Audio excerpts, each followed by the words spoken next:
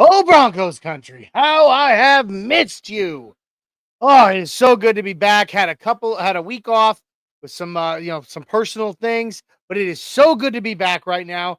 Love being here with you guys. It is the off season, but it is still always about football for us, for the true orange and blue fans in Broncos Country. I am so pumped to be here with you tonight.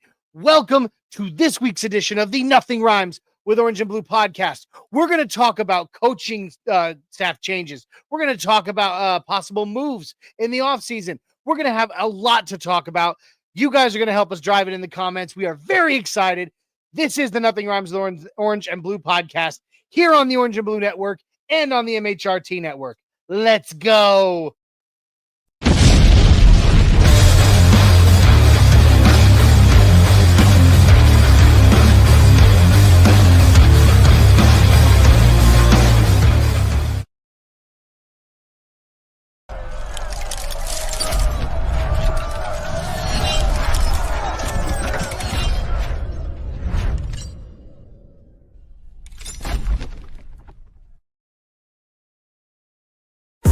Smooth, the pins to chew, breaking down plays about to debut. Develop pride in every view. Nothing rhymes with orange and blue. Bright lights of my heart in our view. Nothing rhymes with orange and blue. Nothing rhymes with orange and blue.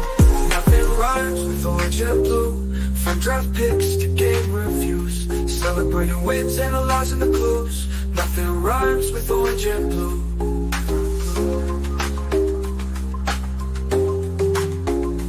Nothing rhymes with orange and blue. No orange and blue. Nothing rhymes with Orange and Blue podcast.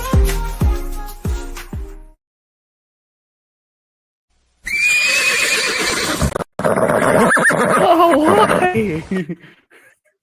Oh, hi. What is up, Broncos?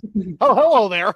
What's up, Broncos Country? And how you doing, Orange and Blue crew? Welcome to the Nothing Rhymes with Orange and Blue podcast here on the Orange and Blue Network and on the MHRT network. It's good to be back.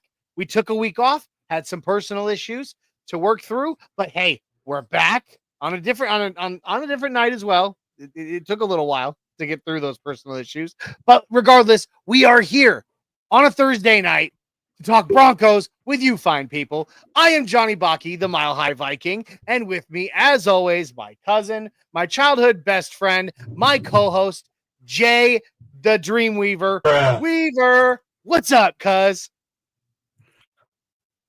How's everybody doing tonight? I'm glad to be here, buddy. Talk some Broncos, talk some coaches, maybe dip our toe in the waters of the draft, some prospects. For an off season. We've got a lot to talk about, honestly. There's a lot going on. There is so much to talk about. So much has happened. Like, that's one of those things that about the offseason that is unpredictable, is because at this time last year, it was almost radio silence for, in Broncos Country out of Dove Valley. Everything was, there just wasn't a lot going on. Not a lot was happening. And even though it's still kind of radio silence in terms of like getting news and stuff from the staff and stuff like that, a lot has still been happening that involves or affects Broncos Country early this offseason. I mean, and of course, we can't forget that the Super Bowl is now set, and it's the freaking Kansas City Chiefs once again. I'll watch it, but I ain't gonna be happy about it.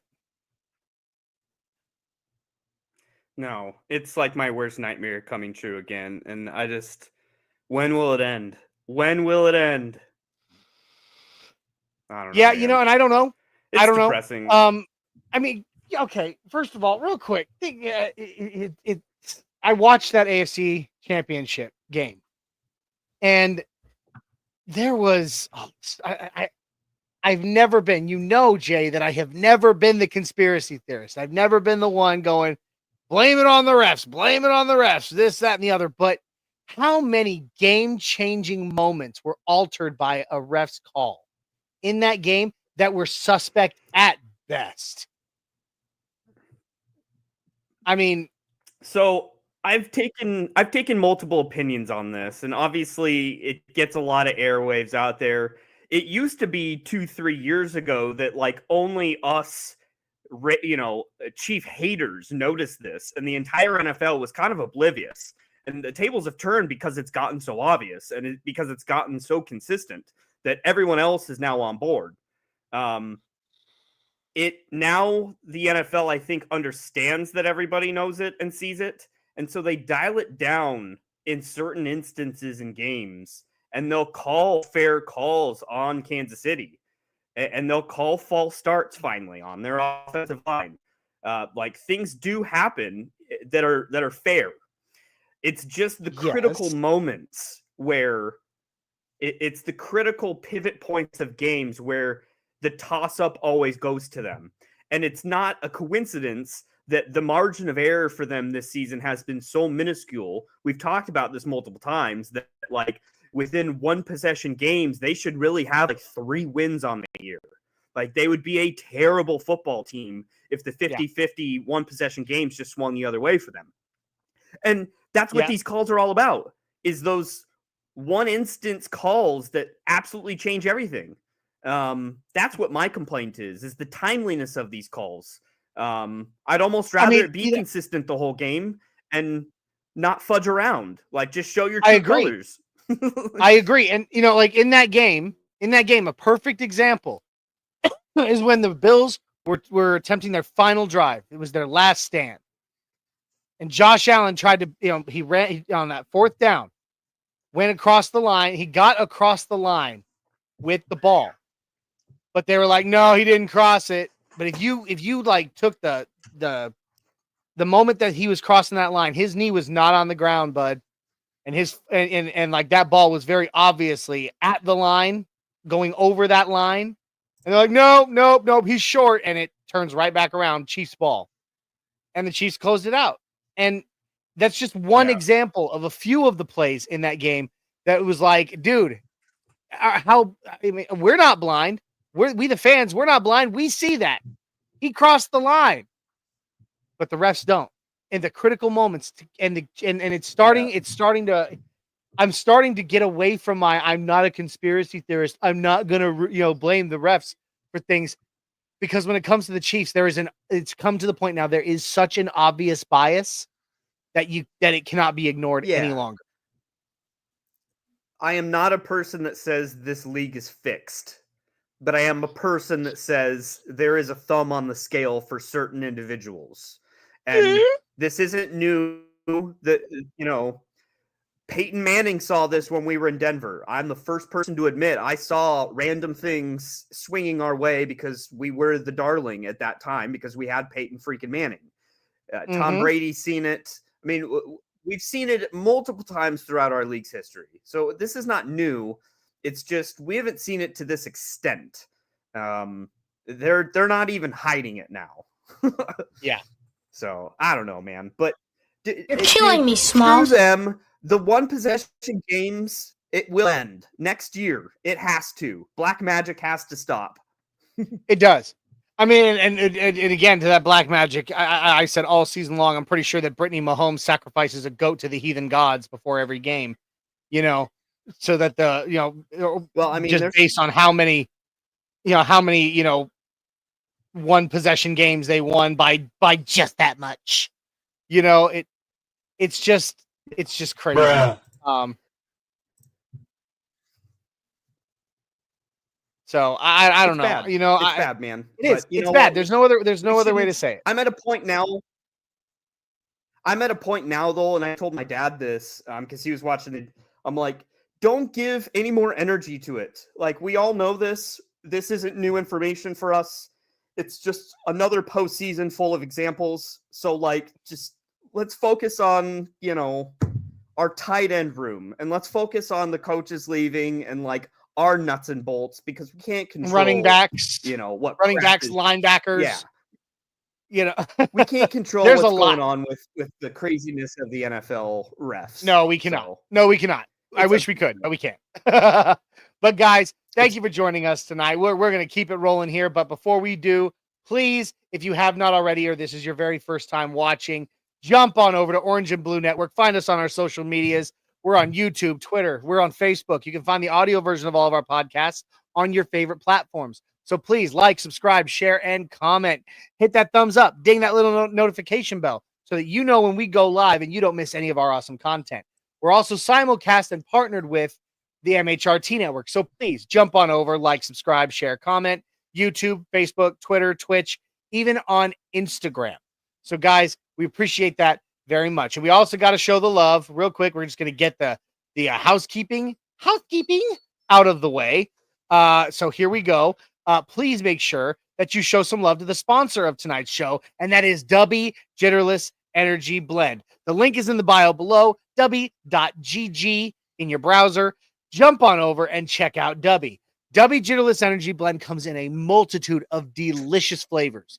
It's amazing stuff that has enough caffeine to give you the kick in the pants you need each and every day to get going and get started and get through your day. 2 cups of coffee worth of caffeine in every single cup of Dubby. But Dubby will not give you the jitters or the crash later because it has no sugar. It also has no calories, no maltodextrin, no fillers, and no artificial colors. It's as natural as it gets. It's formulated to give you focus without the jitters or the crash. It has amino acids, B vitamins, and nootropics that help keep you sharp throughout your day, including their patented Neurofactor nootropic. And the caffeine that is in Dubby is derived directly from the coffee plant. So it's as natural as it can possibly be while being absolutely delicious and getting you going and keeps you going throughout your day. So jump on over to Dubby, get yourself a dub. Also, I'm going to give that dub even sweeter because at checkout, you're going to punch in code NRWOB10. NRWOB10 at checkout will give you 10% off your order. So guys, I highly recommend, Jay and I both swear by this stuff. Jump on over and get yourself a dub. All right. Jay, do you wish to master of merch tonight, or are we just going to want to just pass on by for that? For right now? Let's pass on by, but I do want to give a shout out. We got Dave Glassman, Full Glassman in the house here. I did want to say, convey a congratulations for fantasy football champion. Your free t-shirt from the merch store is in the mail, sir.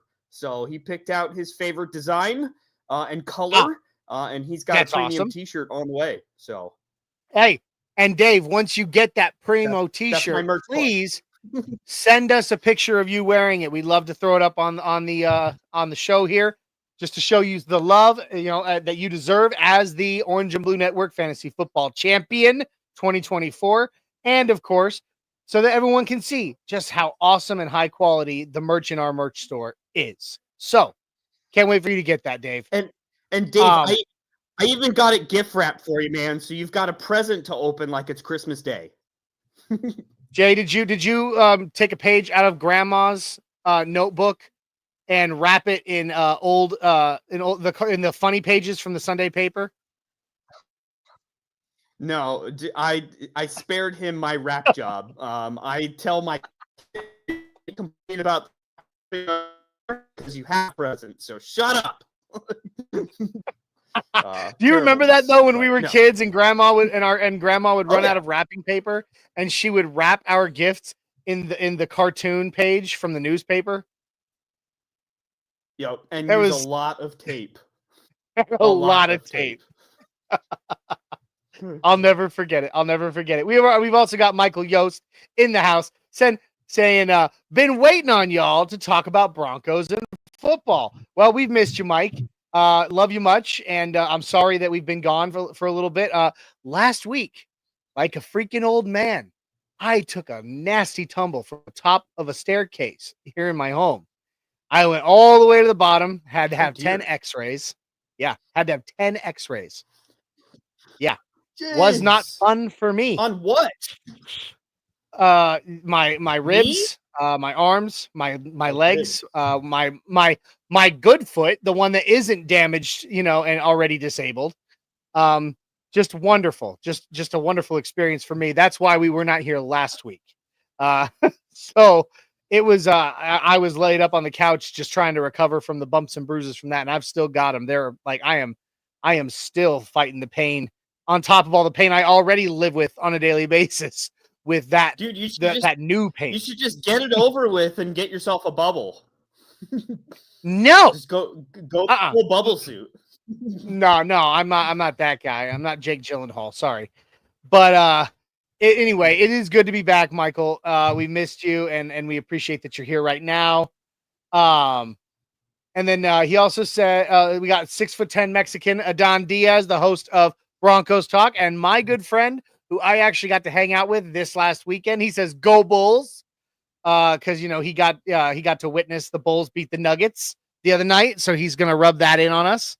But whatever, you're fired. I'm super jealous you got to see Serbian Heritage Night. So I hope you enjoyed the dancing. I saw it was a good. The dancing actually really was not very fun. I was not. I was like, really? What are we watching here? I'm here to watch basketball. But Adon and I got to hang out over the weekend and go to the Nuggets Bulls game together. It was good to finally actually meet up with Adon Diaz for the first time in person. He really is that tall. It was awkward as hell saying goodbye because we went in for a bro hug, but my face was like armpit on him, so that was interesting. But it was a lot of fun. We got That's awesome. Michael Yost popping back in saying the way the NFL is conducting itself is abysmal, both in referees and penalties. You're not. I agree with you 100%, Michael, and something's going to have to be done because I don't think the fans are going to continue to support the NFL if they continue to allow these things to happen, and that would be problematic. I don't know what you think about that, Jay, but I mean, well, I would say it is hard to imagine them losing viewership when they are gaining Swifties and trying to gain a new demographic, which all signs pointed that they have. But to your point, those are fans that won't stay. Once Taylor Swift is gone, which she won't be there forever, and Travis goes away and he's on his last leg anyways, those fans won't stay. They're not going to NFL games. So they really should go back to their, bread and butter people here, us, that live and die by the sport. And we'll be there. And contribute to it. So they're picking the wrong pool of people to appease, in my opinion. But oh no, I mean it's not the wrong pool of people to appease right now. It's not the wrong pool to appease right now because hey, you can make a lot of money. I mean, I get what I get what they're doing. You appeal to the fans that are watching for a reason that isn't football related. A lot of them, you sell more ads, you sell more tickets, you sell more merchandise. They are capitalizing. I mean, it's true capitalism. They are capitalizing on what's hot right now. It just for those of us that believe in football, pure football, it sucks to watch. So, let's see.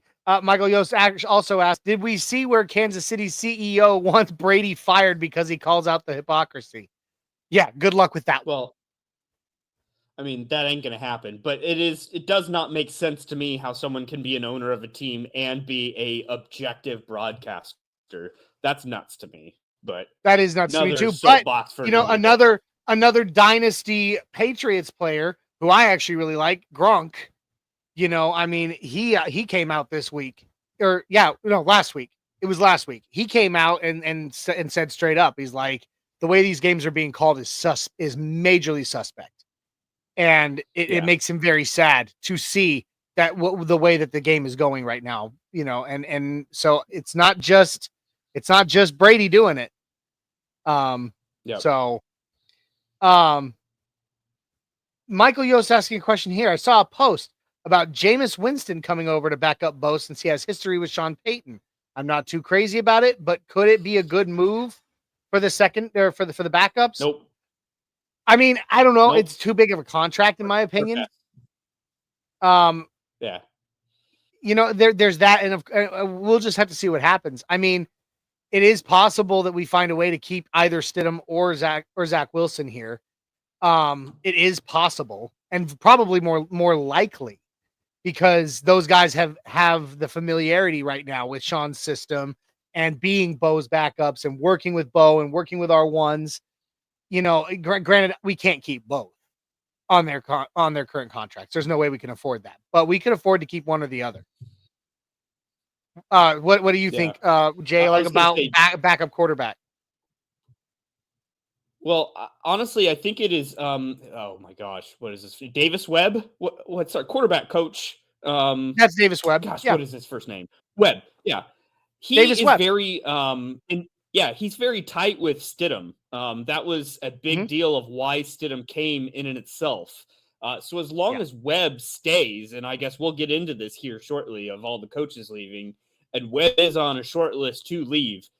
Depending on who gets hired for head coach for New Orleans, there was mumblings that he would get an OC job there. So that's not laid to bed yet. I think the Jim Leonard aspect is laid to bed. He will stay, but Webb is still Jim Leonard has come out and straight up said, I'm not going anywhere. Correct. Thank God, because honestly, he would have been my choice for replacement of Vance Joseph if he left. Well, and that's absolutely a big deal, because first of all, if there's anybody on the Broncos staff right now besides maybe Vance Joseph that could go and be a head coach somewhere else, right now it's Jim Leonard. He's the most head coach ready besides Vance Joseph, maybe. So, you know, the fact that there were that he was getting interest, for him to come out and basically he hasn't actually stated the reason. He hasn't been like, I'm staying here because, but for him to come out and say, no, I appreciate the interest, but I'm not going anywhere. To me, just from the outside looking in, that just speaks to the faith he has in what the Broncos are building. And he either wants to be a part of that, or he wants to see through what he's helped start. Yeah. So, and I think you've seen more and more often coaches being picky about the positions they take. It's not just a jump for whatever job is an upward trajectory, no matter the situation or team. You know, coaches are being a lot more thoughtful and strategic where they go. And rightfully so, you know, because what's the point? What's the point in gaining the paycheck to be fired in a year? And then the cycle starts over, and then you're a stale candidate. You look at guys like Robert Saleh for the Jets. He inherited a dumpster fire, and you know, and the Jets went absolutely all in on Aaron Rodgers, which was a major mistake. And the guy couldn't turn it around, and he got, and like you said, fired. I think Robert Saleh would have been. I think Robert Saleh would have been a fantastic head coach if he would have actually been given the reins and they didn't bow down to Rodgers and give Rodgers pseudo GM role. They gave him the LeBron role, and that has never worked in sports. Never, ever worked in sports when you have a player GM. No, it does not work. It does not work at all.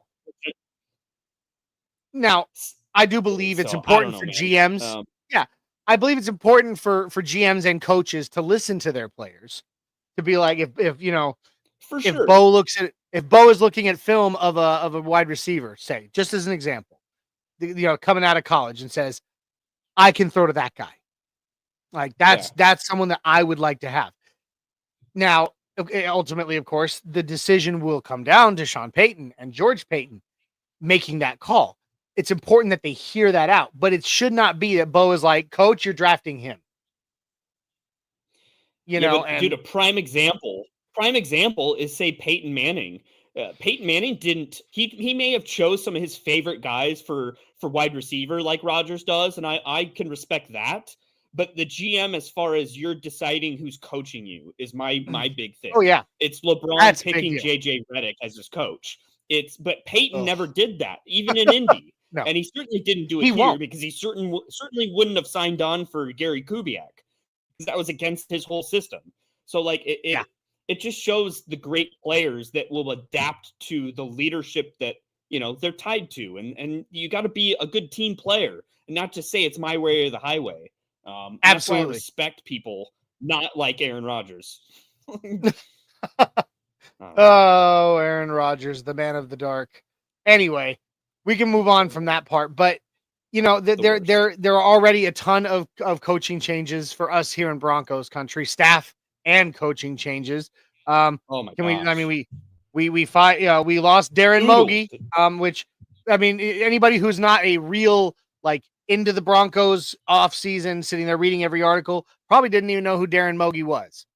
But he was, assistant general manager to Sean Payton, or to George Paton, sorry. And, was touted by George Paton as instrumental in what happened, what the Broncos achieved this season. And he's been in the organization even in the Elway days. Like, he was Elway's tutelage as well. So, like, he has been entrenched in our organization for so long. So good for him for getting the opportunity. Man, you would wish it would be a better organization than what Woody Johnson, that dumpster fire of a franchise is. But good for him for getting a job. Yeah, I mean, and we'll continue with this discussion real quick, but I want to give a shout out here to Bronco Talk from Virginia. Good evening, gentlemen. What is up, and welcome. Thank you for joining us tonight. We're very excited to have you here. Thank you. He says that the NFL needs full-time refs. That would be great. Unfortunately, I don't see the NFL going that route.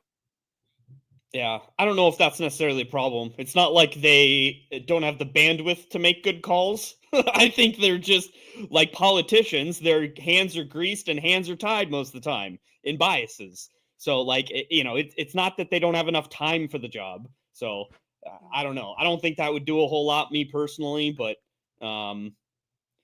I get the sentiment, I guess. He also brings up another thing that is just sickening that I guess I didn't realize, but Kelsey was the #1 Pro Bowl vote recipient. God, why? Why? He barely, this was the worst season of his career. Stat-wise, it wasn't even close. Like, his next worst season was way above this one. Like, that's why, like, to your point that you made earlier, Jay, he's on his last leg. He's not going to be in the NFL much longer. But yeah, it's disgusting that he was the #1 Pro Bowl vote. Again, it's bias of, and we all know the Pro Bowl comes down to fans. The Pro Bowl is voted in by fans. That the All Pro is voted by coaches and fellow players. Pro Bowl, all the votes come. The votes that get you in are from the fans. And so, yeah, the fact that even on his worst season ever, he is, where he was nowhere near the best tight end in the NFL this year, he got the #1 overall. It just goes to show how many Swifties out there were like, "Ooh, it's my boy Travis," and we're hitting the button.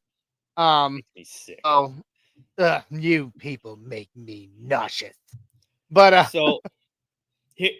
I want to skip ahead real quick. I want to shout out our guy D-Rock here, and he is bringing up the focal headline I wanted to come into this show with. 5.5 wins was determined last year before the season because of the roster on paper that we had and the talent level from a player perspective. And that was understandable. I think everybody kind of understood, why that number arose. Now, the finished product of us destroying that number is, in my opinion, why our coaches and our executives and everything is getting poached. It is because the difference between the expectations preseason and what happened postseason. Expectations versus results. It is some player development, obviously, because players outperformed what we thought they were, but it's coaching. We got our players, we got the most out of our players, which is a direct correlation to the coaching. And that is why we're having this whole discussion. That's why we're having this whole show. Yeah. And there's so much that can be said for all of that. It's just it's incredible. It is incredible. There's no other way to say it. What this coaching staff, what this front office staff did this season with these players, because I mean, think about it. How many big names do we have on this team right now, or did we have on this team going into this season? We had Pat Surtain. What was Gruden's name? Unanimous Crush. Yes, anonymous crush. Anonymous crush. But yeah, and that's exactly how you look at it, because literally going into the 2024-25 season, we had Pat Surtain II. That's a household name now. He is. Yep. Anybody who knows the NFL knows who PS2 is. But beyond him, going into this season, you maybe Zach Allen, maybe a little, but fringe. Yeah, fringe, very fringe. Beyond PS2, everybody on this team going into the season was a no name. They're just someone who's there. Now you have guys names like Quinn Miners. Everyone knows that he's the best guard in the NFL. And Nick Bonito comes out of nowhere, doesn't even start the season. I love it. Oh, well played. Nick Bonito comes out of nowhere, off the bench, starts in the fourth game, I think it was, when Baron Browning just couldn't get it going. And all of a sudden, here he is. He's getting the Pro Bowl. He's first team or second team All-Pro. I want to say he's second team. Second team. Yeah, but still, he's got the All-Pro votes. He's got the Pro Bowl this season. And now, and Bo Nix, a rookie. Nobody was talking about our quarterback. Nobody. No. But now I'm like walking through a store or something like that and wearing my Broncos gear, and I've got people coming up saying Bo is going to be special. Bo Nix this, Bo Nix that. I can't wait to see what Bo Nix is going to become. What they did with this team, a team of a bunch of no-name young players who were expected to make nothing happen. What they did, nothing short of phenomenal. And people threw, a shovel of dirt on Sean Payton's grave, saying he's too old, that the game has passed him by. He doesn't know what he's doing anymore. And it is amazing to me how the narrative is flipped, and now Sean Payton is back to being a genius and back to being able to orchestrate a amazing staff that's getting poached. The narrative is completely flipped, upside down for that, and it's great to see. But we've seen that. I mean, let's go through some of the coaches that we've lost as a result of all this. Obviously, we said we lost from the staff. We lost Darren Mogi. He heads to New York to become the general manager of the New York Jets. Here's hoping that he can put his foot in the ground in front of Aaron Rodgers, and maybe trip him and be like, look at me. I am the captain now. I don't know if it'll happen, but doubtful. Darren Mogi is a great, staff member. He was phenomenal for the Broncos. Did a lot of work, for George Paton. He headed up a lot of the scouting of players. So, he's been with the Broncos a long time, doing it a long time. Becoming a GM was definitely in his future, and it's finally his time. Of course, we got to talk about who else have we lost? Special teams we fired, and we did. We fired Ben Kotwica, and I guess we also fired inside linebacking coach. So I think those are the two positions that we forcibly lost. I can't think of any other positions we lost. Let's look at special teams. We literally lost all three of our special teams coaches. This is Banjo's a big one. That's a big loss. It's going to be really bad. Yeah, to lose Chris Banjo and watch him head off to the Jets to be the special teams coordinator of the Jets sucks. But, and of course, Westhoff, he retired in November. Correct. He, cited his age, his health. And so he left. And then Ben Kotwica took the reins. And I didn't really notice it until after the season, and I went back and watched. It was when Mike Westhoff left the Broncos, retired, and Ben Kotwica took full control of the special teams unit, that we started seeing our special teams start to falter. Yeah, it went downhill pretty. It's because that's not Sean Payton's guy.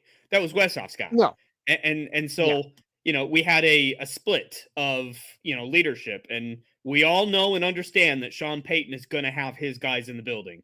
Mhm. And it is remarkable. Again, I still think it's remarkable that VJ is here because that was like his fourth choice. And that's just a rarity for that dynamic to still. Well, originally we all thought it was going to be Jim Leonard. Well, no, I mean, even when Sean Payton was hired, it was supposed to be Vic Fangio. Yeah. Then it was going to be Rex Ryan. And then, boy, there was another one even before VJ. It was, though. Yeah. Like, these were all named far before. I get this image of my head in my head every time of Rex Ryan sitting in the locker room with players' cleats going, yeah. I love them toes. So, yeah. Them toes, that foot job. He's a freak. But he's freaky. Yeah, a little weird. He's a little weird. But, a little bit. I understand why we let Ben Kotwica go. I mean, look at what happened to our special teams. Alex Forsythe getting knocked on his ass so much that Chiefs were able to game plan for it. Like, yeah, I mean, would have been things like that. And, our punt game took a hit when Michael Westhoff left. Our even our return game took a hit when Kotwica took charge. And good luck to him. I hope he finds something somewhere. He is a good guy. He is a veteran like myself, U.S. Army veteran. So, I have mad respect for him there. But, it is what it is. He's gone. Really, if you really think about it, as I've scoured the list, the coaches that I'm not horribly upset about, Declan Doyle, our tight ends coach, goes to the Bears. Tight ends goes to the Bears. Awful. Who cares? Who cares? Yeah. No, I'm not going to miss it at all. Inside linebacking coach getting fired. Who cares? Another, well, first of all, let's look at that. Let's look at the inside linebacking coach. What's his name? Greg Minuski. Sean Payton fired him. But let's look at that position. Alex Singleton hurt. Justin Sternad hurt. And I understand you can't blame injury on coaching completely, but I feel like we were going. Yeah, that was the position of our downfall in the month of December, and exactly where the needle started shifting for that defense was because we started finally being gashed, in the run game, and we couldn't just play man. And so now looking back, I somewhat understand why Vance Joseph had to blink and start doing some things a little different, because he just didn't have the personnel inside to compete. No, he did not. So I get it. It was definitely tough for us with the inside linebacker position. And like you said with what's his name, the tight ends coach, heading to the Bears, Declan Doyle. Yeah, Declan Doyle. For Greg Minuski to get fired as well, or to get fired, be gone. I'm not. I'm really not necessarily worried about that at all. What about the coaches we lost to the Lions? We had Moore. The passing game coordinator. Yeah, so Jonathan Moore or Johnny Moore. John Morton. Yeah, John Morton. That's right. Yeah. So he was the passing game coordinator for Sean Payton for both the years that he's been there. He's also, in cahoots with David Shaw, again, another guy that we lost to the Lions. Yep. Dan Campbell is a disciple of, Sean Payton's tree. Payton. It's only natural that he's poaching guys that. And John Morton actually coached. John Morton actually coached under Dan Campbell previously. So, it's very similar to to some of the moves that Sean Payton's made. He's had coaches one place, gone somewhere else, brought them back. Dan Campbell is bringing John Morton back to him. And then what's his name that you said? Shaw, David Shaw. Our what was his coaching position again? Dang it. I don't remember what David Shaw's exact position was, but I mean, he had been with us for a little while. You know, he's got a lot of Stanford connections with our ownership. Connolly's a Rice. Penner is also a Stanford guy. So I think that was the big thing. If you recall, he was even interviewed to be the head coach in that search. Followed up, but with John Harbaugh, also a Stanford, person. So that was more, I think, the leadership of the whole team, not necessarily a Sean Payton guy. So that also kind of makes sense. Well, he can thank Sean Payton for bringing him back into the NFL in the first place, because true. David Shaw David Shaw kind of got run out of the NFL on a rail and ended up landing the head coaching position at Stanford. Sean Payton's, like, okay, we'll bring you back into the NFL. So he can thank him for that, because now he's back in the NFL. And and I think he's going to be, let's see. Oh God, where is it? Anyway, I mean, he'll be the new passing coordinator in Detroit. Ultimately, I think it's still going to land on more responsibility for, Sean Payton and Joe Lombardi. That's their brainchild anyways. That's what they specialize in. So like, I don't think it's a massive loss, because we lost like our fourth fiddle in what, creates what our offense does. So not a huge loss. Like, even if it's at a position where we were successful and is important for us, not a huge deal. It is, but I mean, he's gonna, all the power to David Shaw. Farewell and good luck. Both him and John Morton. John Morton headed to, excuse me, to Detroit to be the offensive coordinator there. And excuse me, I'm sorry, guys. Dang nabbit. And then David Shaw will be up there, and he will be basically filling the position that John Morton held with the Broncos as the passing game coordinator up there. Thank you, Michael. Thank you, senior personnel executive. Senior personnel executive. I knew it was some made up fancy name that really didn't mean anything. Yeah. That's what I was trying to find, was because I remember reading that earlier and being like, that's a staffing position, senior personnel executive. Okay. But Penner and good luck to them. Guy. That's basically what he was. I obviously always remember that we are owned by the Walton Penner Group, but I always forget that Condoleezza Rice, is part of that group. It just blows my mind. Like, it really blows my mind sometimes. I wonder if she had to sign off on the high school helmet thing that just happened. I don't know if you saw that. That is really cool, by the way. The fact that, I mean, how many schools did they say they're doing this for? I can't remember. It was every single that's what it was. School in the state. I don't know. Okay, so for those that don't know, the Denver Broncos organization will be supplying state-of-the-art, like, modern helmets to every single high school football team in the state of Colorado. Every single high school football team. That's insanity.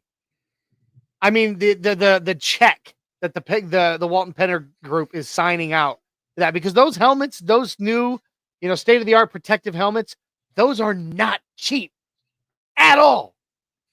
And when you consider that every single high school football team has at least 52 players, but I think in high school it's 60 something, isn't it?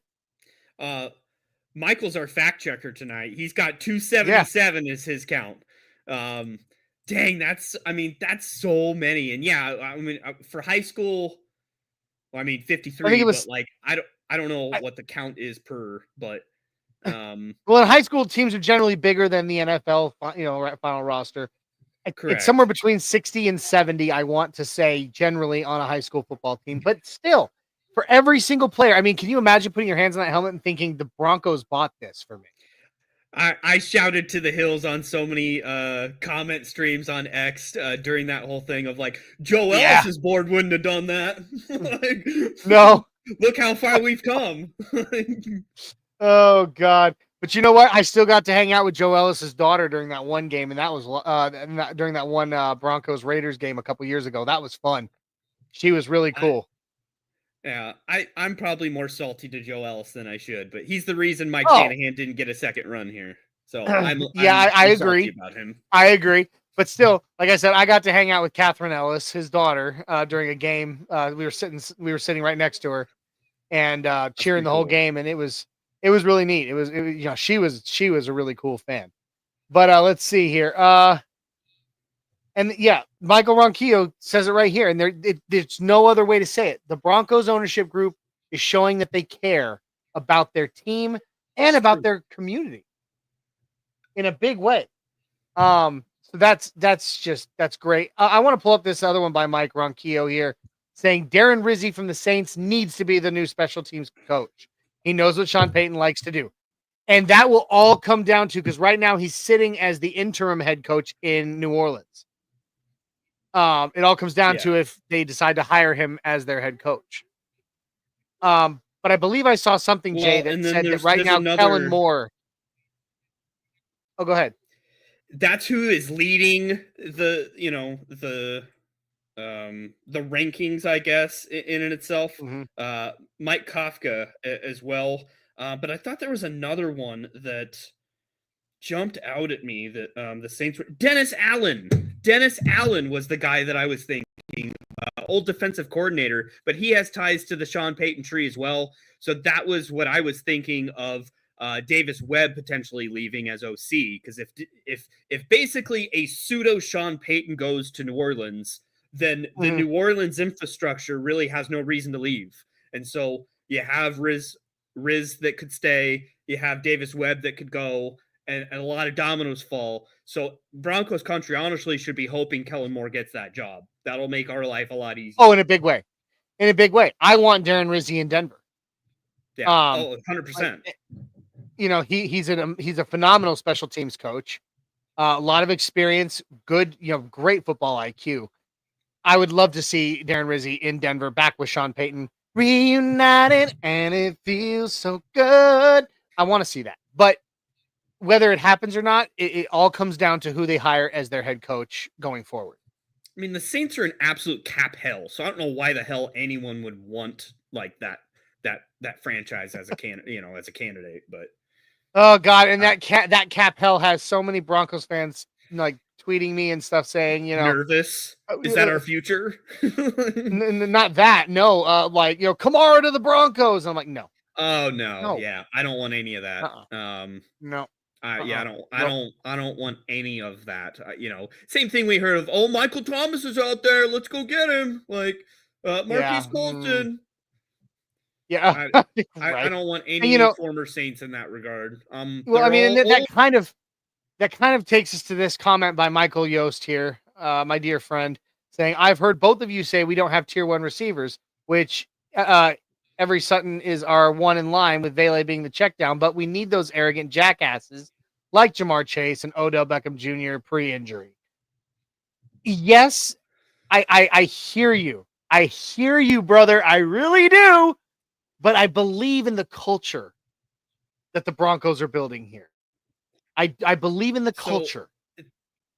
And Jay?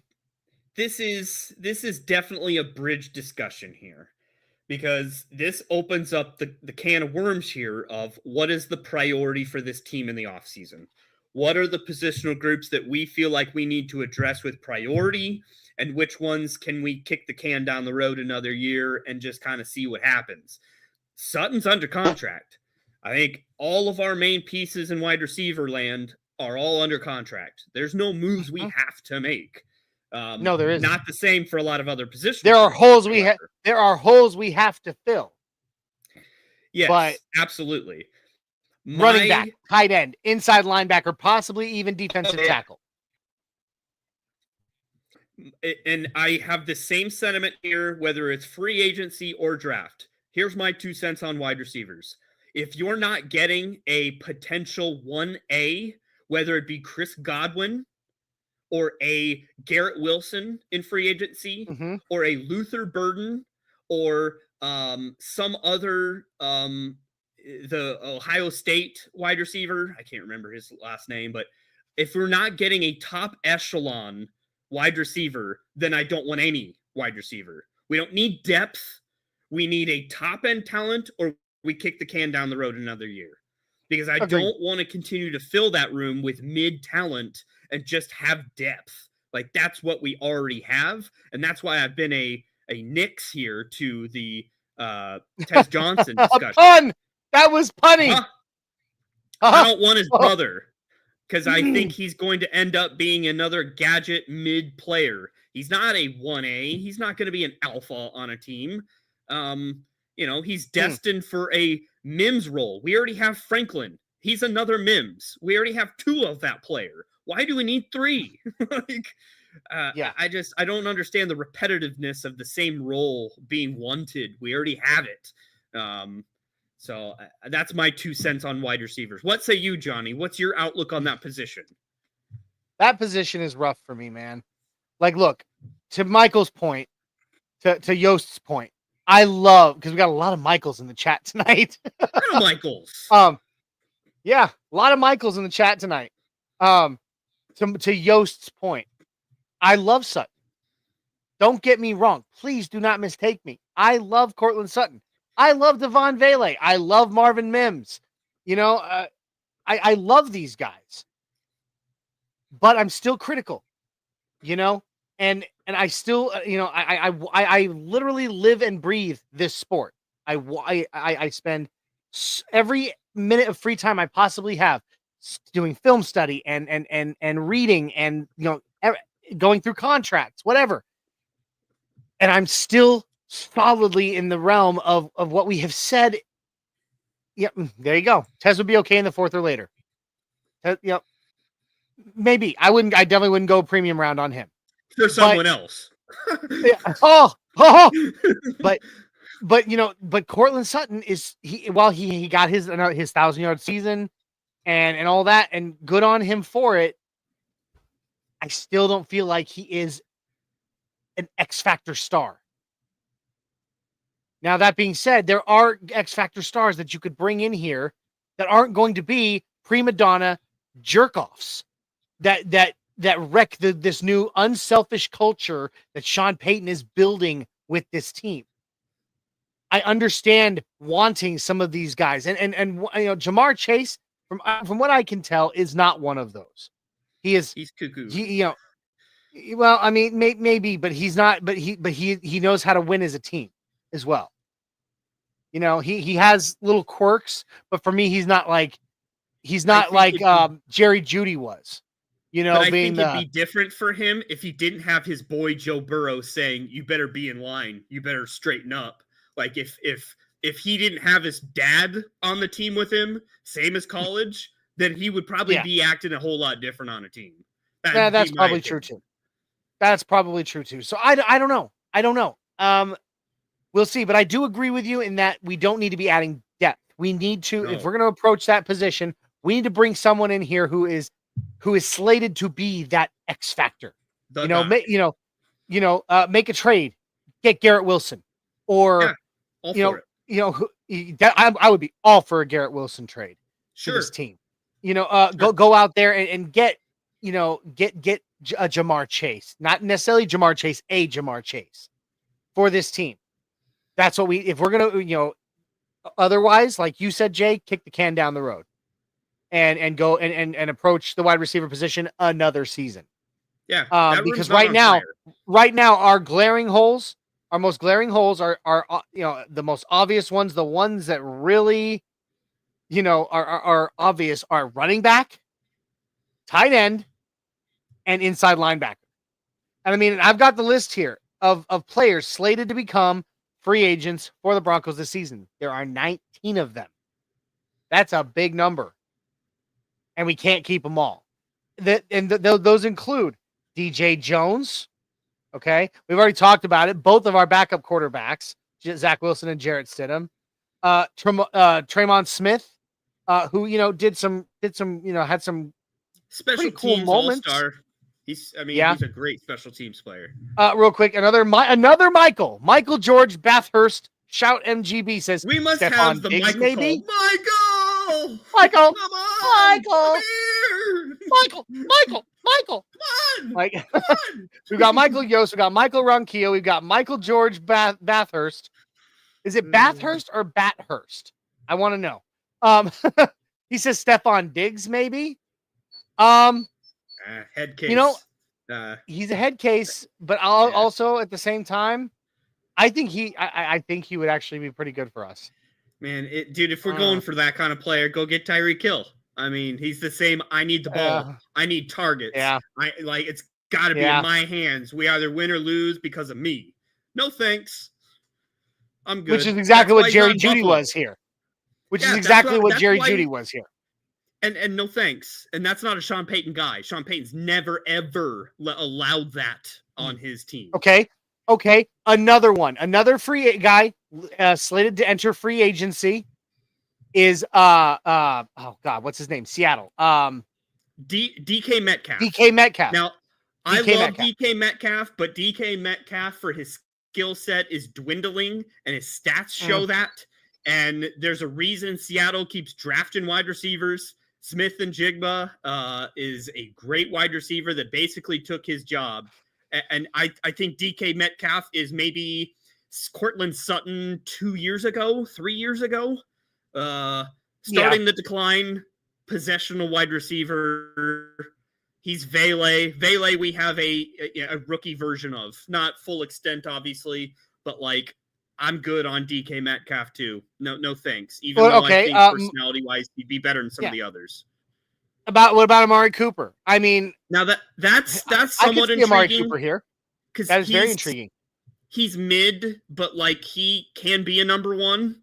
He has the experience for sure. He does, and he probably would be cheaper than a lot of these other guys we're mentioning. Now, I could see one of the ones that I saw, and I read an article on it. I can't remember who it was by, so please don't fault me for that, because I've read a lot of articles these last 2 weeks. Is tying Chris Godwin to be as a likely candidate to come to Denver. Yep. I would be very on board with Chris Godwin coming to Denver. That would be my perfect scenario, I think, for our team, because he's also a very willing blocker. Granted, he's got some injury history, but he's also good personality. He would fit with our team. He would be a really good teacher to Vele. And I think he would bring a lot of leadership to our team, the young team that we have. And we kind of talked about this a couple podcasts ago of that eventually, because we now know Bo's the guy, we got to bring in vets. We got to bring in some people that are the icing on the cake for this team. And, I think Chris Godwin could be that guy. That's who my guy is in free agency, honestly. Because I don't think Garrett Wilson's Chris Godwin.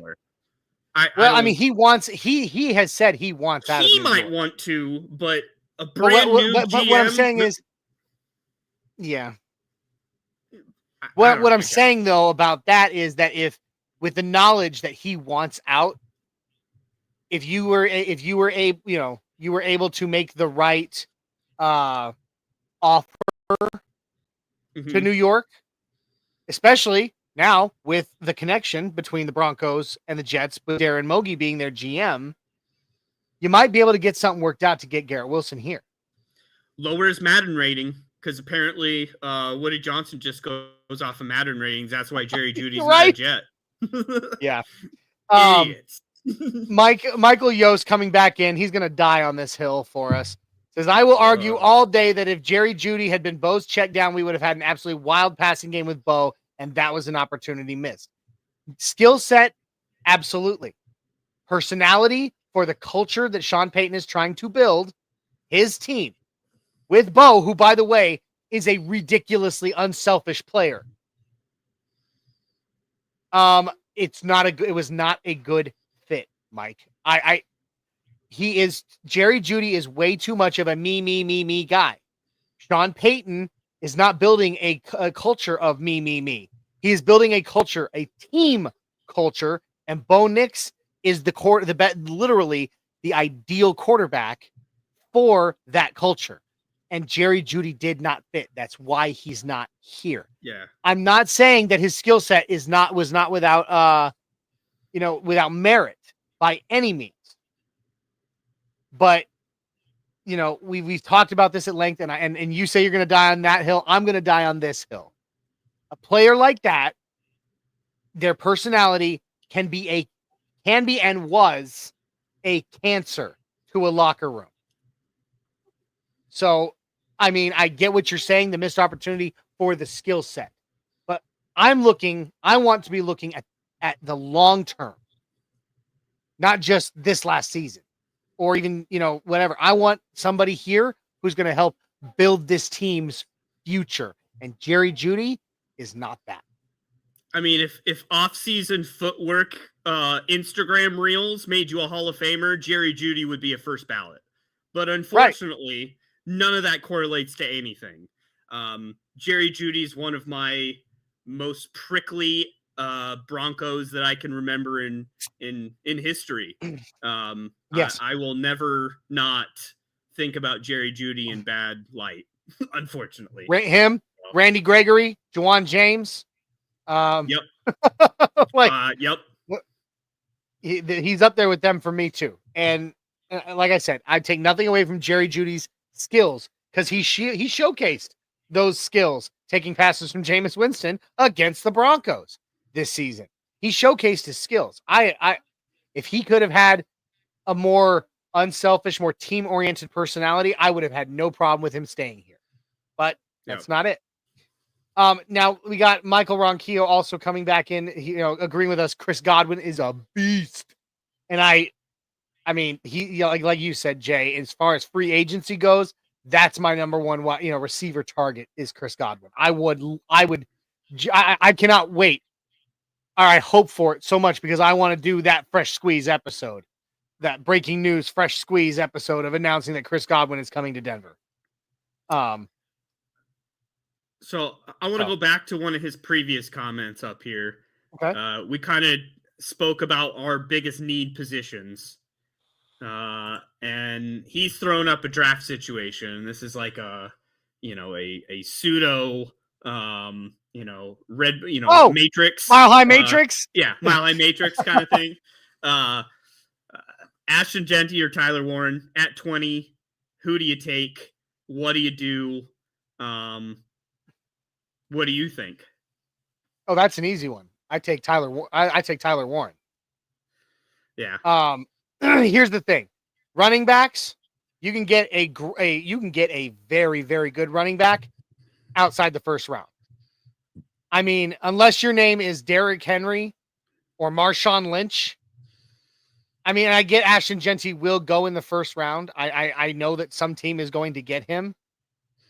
But there are better, but especially in this particular draft class, Michael, the running back position is very deep in this class.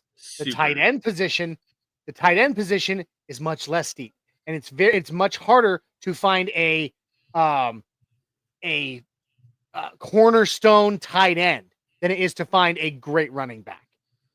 Tyler Warren has the potential to be a cornerstone tight end in this league. So for me, if he is still there at pick 20, and which, by the way, Jay, I know that a lot of people saying he won't be, but I've done quite a few mock drafts already, and there have been several scenarios in which he was.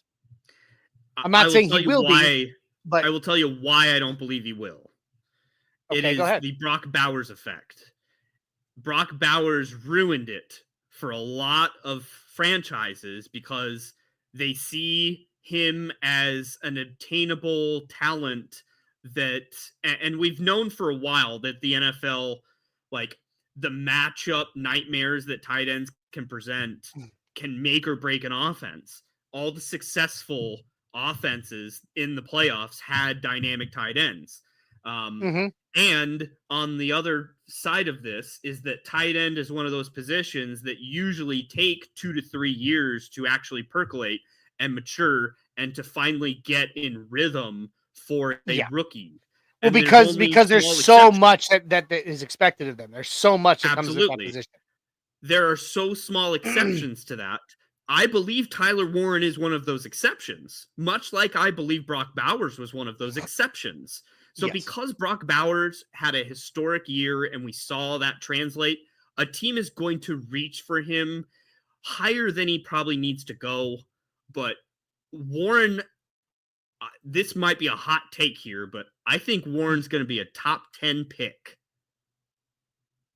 I really do. Mm, Top 10. mm. Because of the nature of how dynamic that position is. It could very well happen in my eyes. It could. I'm just saying I have done quite a few mock drafts in which he was still available. I'm I don't not think saying he should. I don't think he should either. But But we have seen players fall, not because of anything they did or because of whatever, but because other teams had other plans. We have seen it happen before. And we've seen the looks on those players' faces who thought they were going top 10 going, why is we at 18 and I'm still there? You know, you've seen it. It happens every draft. I'm not saying that he will be, but if I had my choice, I would take Tyler Warren at 20 over Ashton Genty. What about you, Jay? If Warren's available, that's a no-brainer. I guess this may be another hot take, but there are probably at least 2 running backs I would rather have than Ashton Genty in this draft. I think Ashton Genty has been extremely inflated because of the competition that he played for at Boise State. His biggest asset was being able to bounce off of tacklers, not necessarily break tackles like we saw, Javonte Williams in college absolutely be a monster and run through people. Genty just had defenders bounce off of him. And it's because he played in a terrible conference that nobody knew how to tackle. That ain't going to be how it is on the next level. Genty's not profiling as a running back that's a burner that's going to outrun somebody.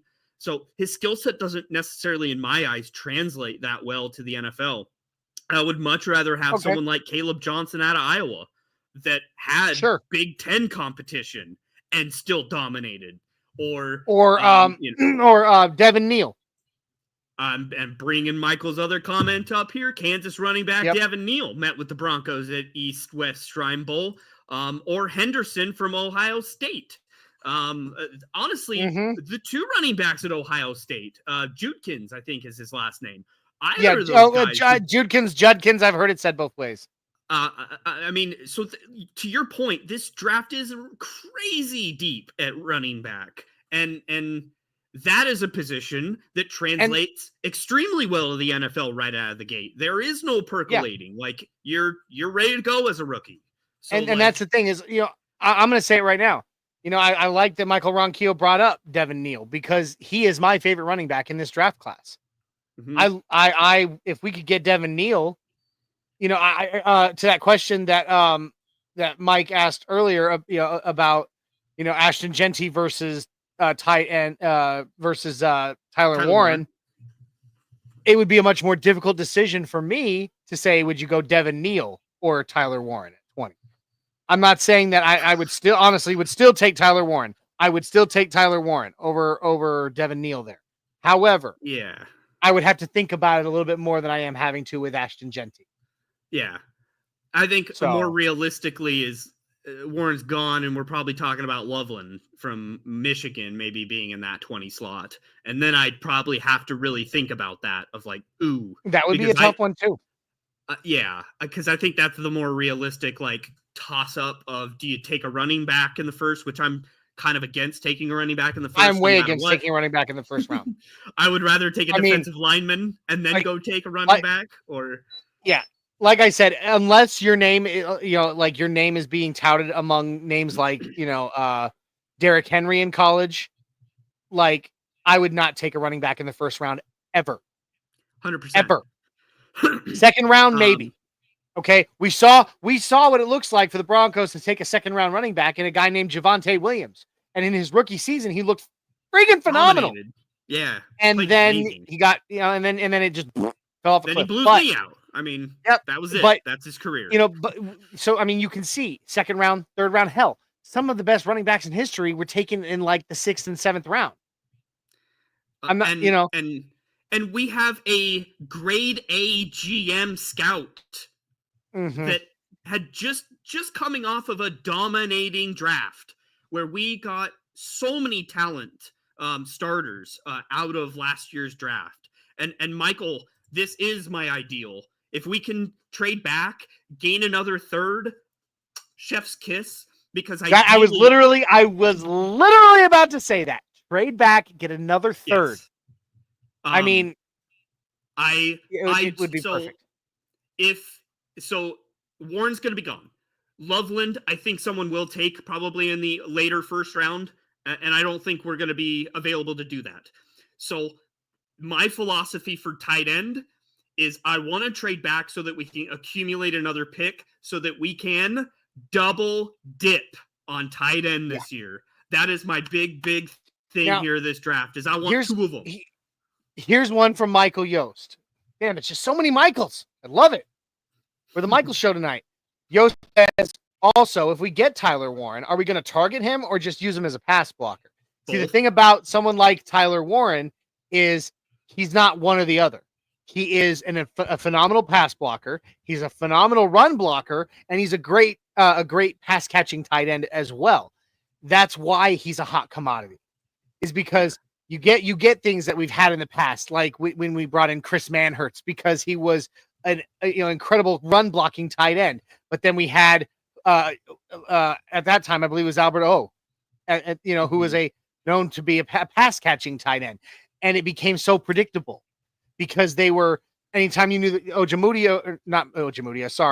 Okwebunam was on the field, you knew that there was a potential. The other team knew that likely he was going to be used as a pass catching tight end. And if Chris Manhertz was in, you knew that we were probably going to be running the ball. Someone like Tyler Warren and Brock Bowers and, Travis Kelce, George Kittle, some of a lot of these big name tight ends, that what makes them so unique and so special that everybody wants one is that they're very well rounded. Yeah. And because of that, they can do anything on the field. You can use them play after play, down after down for different things. That's why an all-star tight end is one of the hardest things to come by. Mm-hmm.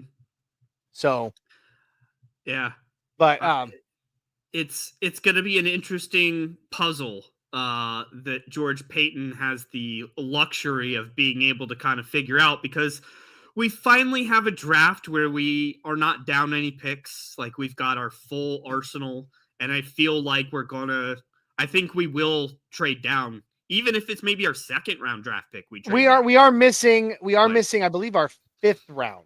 No, our sixth round, because we traded. So. We don't have a pick in the sixth round due to the trade that we made with Miami that got that sent them Bradley Chubb and got us the pick that we used to get Sean Payton. Our 2026 our 2025 sixth round pick was given to them, and we get their seventh.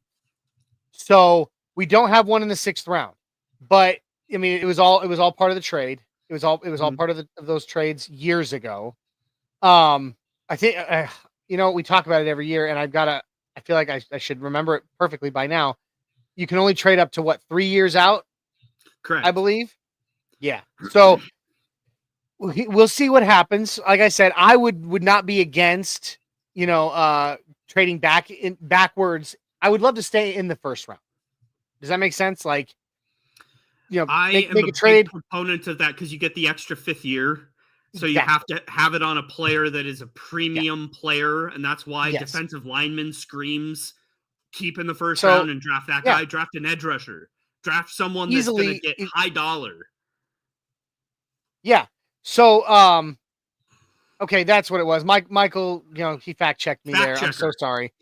I might have to hire you, Michael. I'm usually pretty good about this, but it's I've digested a lot of information lately. It's that we don't have a fifth round, but we do have a sixth. So, but like what I would love to see happen, I mean, for a lot of these teams that would love to be able to move up, if you can let them move up 5 to 7 slots, so we trade back to say 27, maybe 28, maybe 26, 27, 28, somewhere around there, you can ask for a third rounder for that, because that's a primo spot. You might even be able to ask for a player and a third round pick to let a team move up 7 spots in the first round. If we could trade back, keep that first rounder, and draft an inside linebacker, my heart would be just so full. If they could just do that. And then the rest of the draft, Perfect. like 2nd through 4th, just draft all skill positions. Like go ham on tight end, running back, Absolutely. like do all that. But absolutely. There's so many scenarios here, and the one thing we can take solace in is that George Paton is a mastermind of the draft. Yes, he has proven that. And if anybody is still questioning his acumen in the draft, go read some stat lines for the players that man has drafted. He has done a phenomenal job bringing playmakers to this city, to this team. So, I have a lot of faith. And of course, Sean Payton and George Paton, they work hand in hand. Sean Payton tells him who he wants. George Paton does the scouting. It's an amazing thing. Johnny, that is no, I love this. Michael Ronquillo, no quarterback or head coach talk for the Broncos. It's a new world. Thank God. Thank God that we can talk about all these, crazy positions in the draft that are not like the face of your franchise. I'm so over that. Like, so done. Thank God. Okay, so Michael Yost taking us back to hit that previous question about, a Tyler Warren. He says, my question was more, are we going to use him as that versatile player, or is he going to be just on the field limited to one thing due to how Sean Payton utilizes him? Look at Jimmy Graham in New Orleans with Sean Payton. Look at the way he used him. Well, he was, Taysom Hill was a tight end coming out. Yeah. Like, yeah. But look at the way that Sean Payton, look at the way Sean Payton used Jimmy Graham. That's a perfect example of it, because Jimmy Graham was a very well-rounded tight end. He played, he was great in the run, he was great in the pass, and he was great at pass catching. You saw him on the field all the time, and he did everything. And that, Sean Payton knows what he has. That's one of the things. I know, Michael, I saw your comment earlier somewhere up there. I don't know where it is right now. I'm not even going to go trying to find it, about, letting, you really wanting Sean Payton to bring in an offensive coordinator to play call and give up those reins. That's never going to happen. Sean Payton's never going to do that. And for good reason. He is a Super Bowl winning coach for a reason. He just, once his team is complete, once he has been able to build the team that we need, that he wants in Denver around a quarterback that he picked, that is our star quarterback in Bo Nix, we are going to start seeing his playbook really come to fruition for us. He doesn't have all of his pieces yet. We're still under construction. Exactly. The puzzle's there. We can see the image. Like, okay, that's a great way to put it. With Sean Payton, the puzzle's on the tabletop. Enough pieces are in place that we're starting to be able to see what the image is supposed to be. We still have a couple more pieces we got to put here and one here and one here to complete the image. That's where we're at right now. Sean Payton's been putting together the puzzle. And Bo Nix is the centerpiece that you're putting all the other puzzle pieces around. Absolutely. You give him a versatile tight end, Sean Payton will use him right, Michael Yost. There's so many Michaels. Yost, if you give him a versatile and well-rounded tight end, Sean Payton will utilize him the right way. He couldn't do that this season because we didn't have that in the tight end room, and we didn't have it last season either. We were hoping that Greg Dulcich would be that guy. That was a big disappointment. Oh no! We suck again. So, once we get that piece, he'll be used the right way in the Sean Payton system.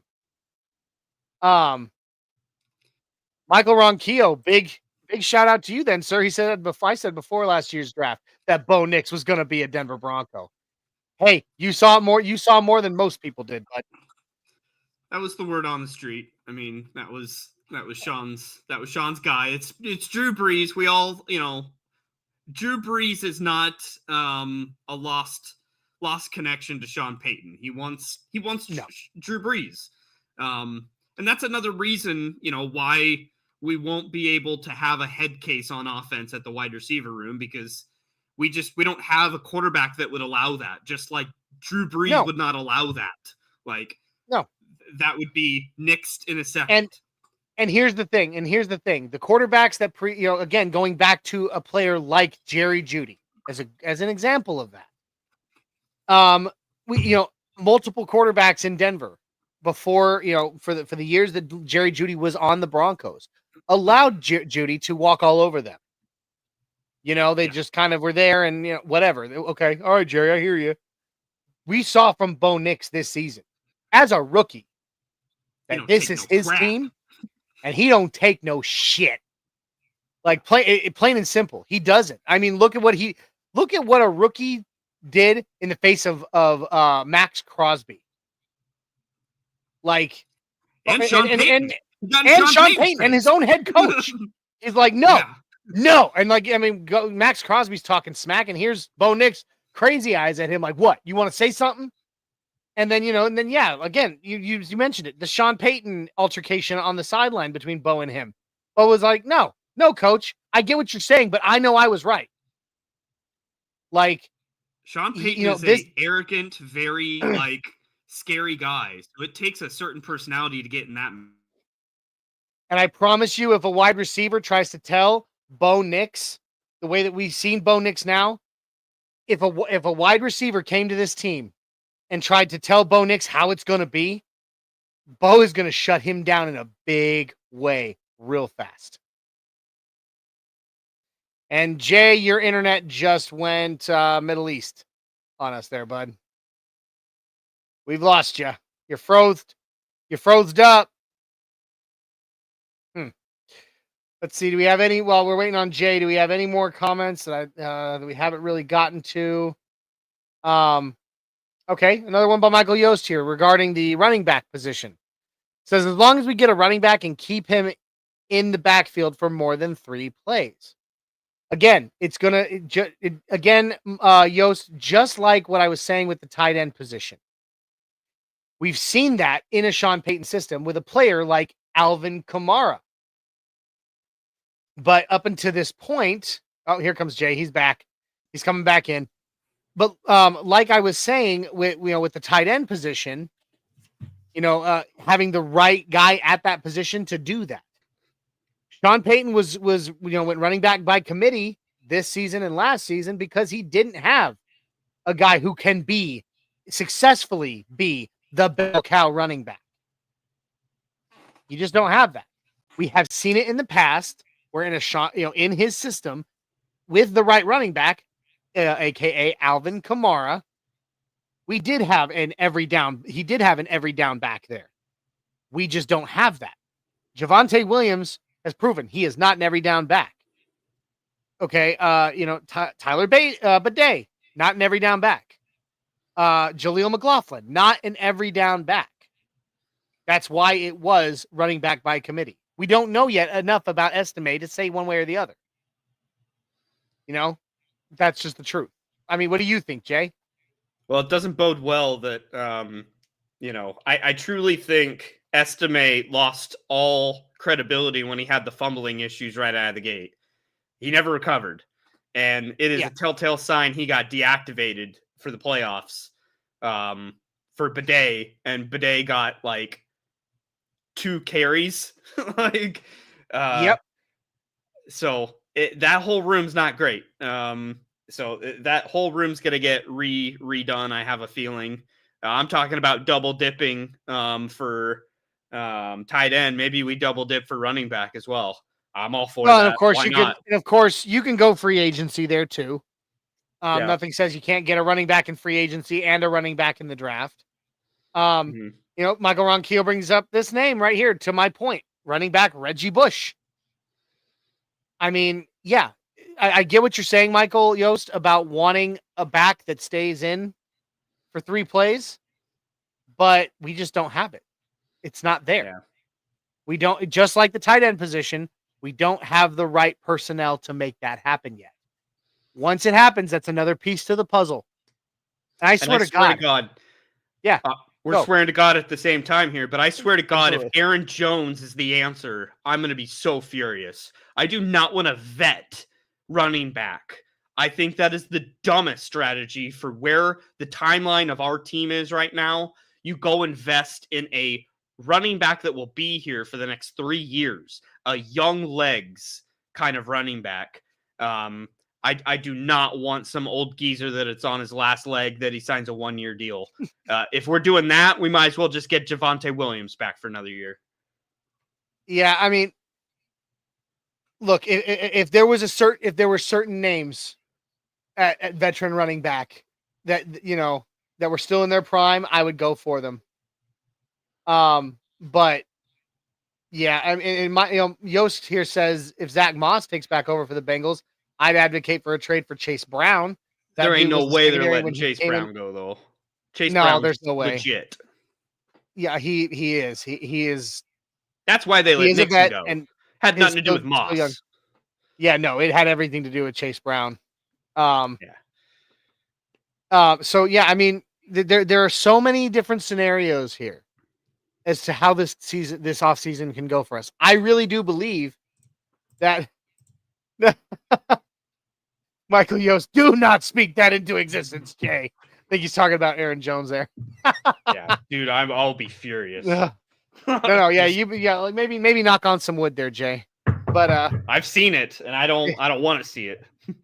Dave Glassman says Weaver is spitting fire tonight. Apparently, I've got the gasoline in my mouth, but I haven't gotten it lit. I gotta work on that. But it's because I've been watching too many Nuggets games.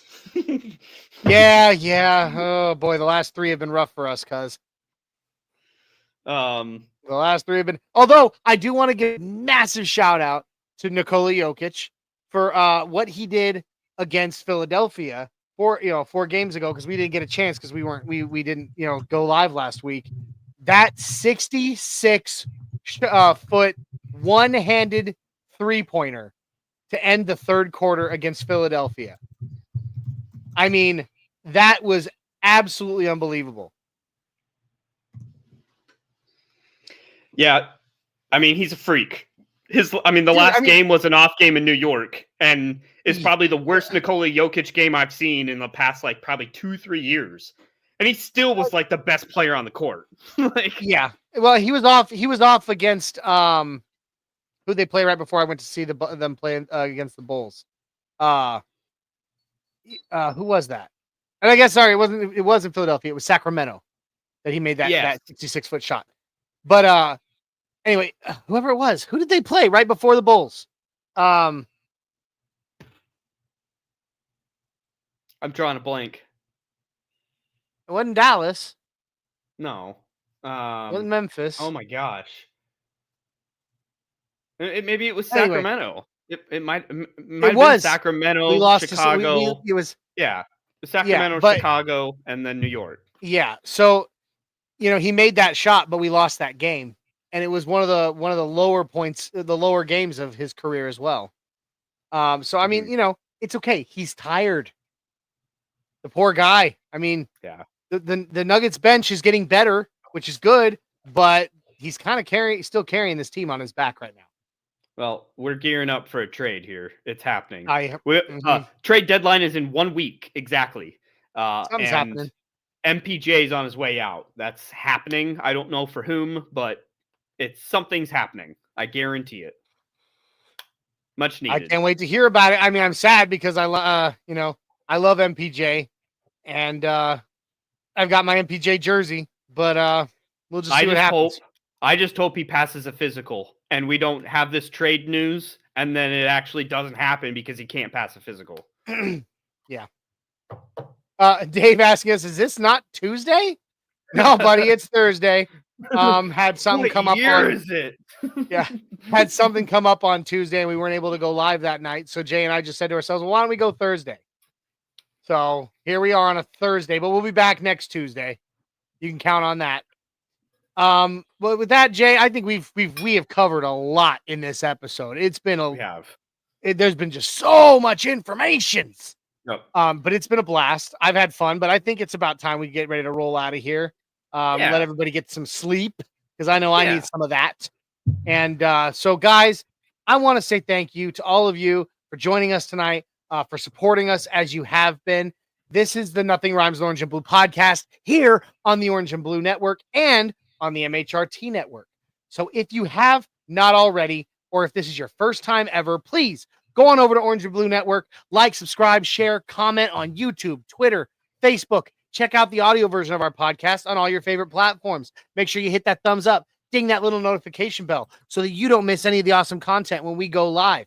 But we are also simulcast on and partnered with MHRT Network. So please like, subscribe, share, and comment on all of their social medias, YouTube, Facebook, Twitter, Twitch. They're even on Instagram.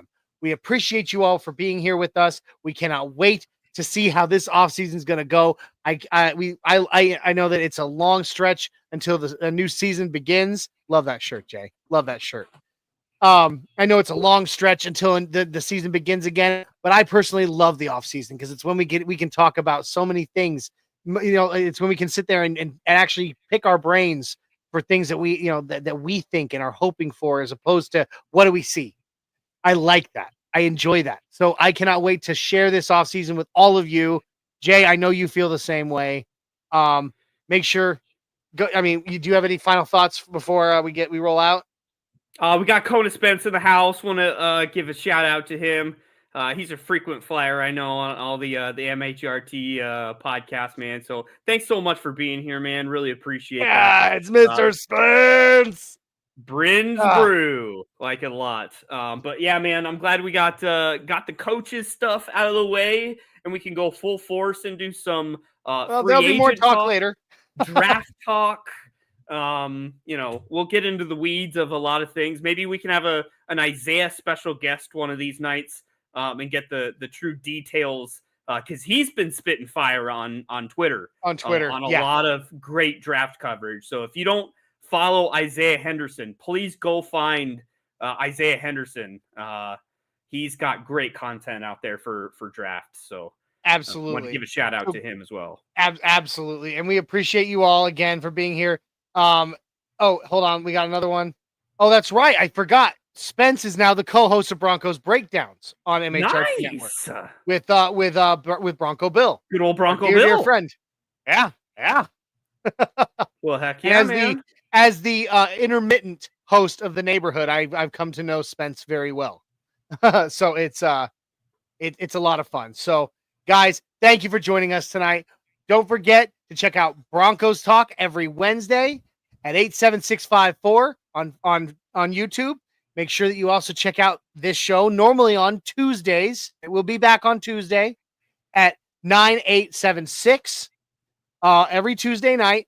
We've got and then of course, if you're a Spanish speaker, we have the one and only fan-led, entirely in Spanish Broncos podcast in Viva Los Broncos every Friday night at 8765 on YouTube.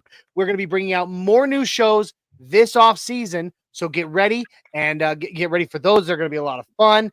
And then of course we will have breaking news podcast, the fresh squeeze that comes out from time to time when there's breaking or exciting news or devastating news for Broncos Country.